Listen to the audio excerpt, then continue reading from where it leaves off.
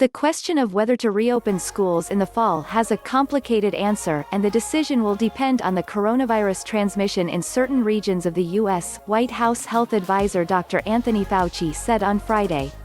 It has to be a bit of a, and I don't mean lengthwise, a bit of a complicated answer, because the United States is a large country, he said during an interview Friday on CNBC's Halftime Report. When you're talking about getting back to a degree of normality and school openings and things like that, it's always related to the level of activity of the virus, he said. For instance, the level of virus transmission near cities such as Casper, Wyoming, will likely be much different from that of other metropolitan areas, he said, and the decision to reopen schools shouldn't be a uni-dimensional judgment. There are varying degrees of infection activity depending upon the region, the state, the city, the town and the county, he said. Fauci, director of the National Institute of Allergy and Infectious Diseases, said the number of cases has plateaued and is coming down as a nation overall. However, there are certain regions where there are blips in infections. In general, things tend to be going in the right direction, he said. There are some areas that are doing better than others and others that are doing worse, he said.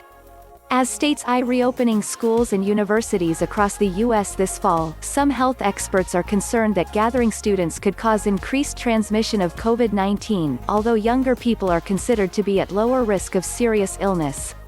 New infections will begin to creep up in the fall and winter months, Fauci said. However, a second wave of infections later this year is preventable, he said. It's in the way we and the efficiency and effectiveness in which we put the manpower, the systems, the tests to identify, isolate and contact trace, that will determine how successful we are in preventing that wave, he said.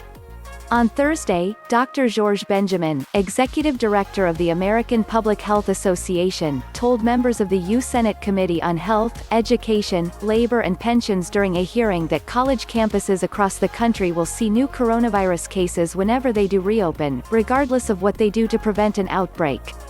Benjamin said that if a school is unable to conduct adequate testing, it can't function at all. All the current evidence shows that we will continue to have undetected, broad community spread of COVID-19 and will continue to do so for many months to come, he said. In May, Dr. Scott Gottlieb, a former commissioner of the Food and Drug Administration, told CNBC that schools should try to have in-person classes in the fall if the spread of the coronavirus isn't rampant.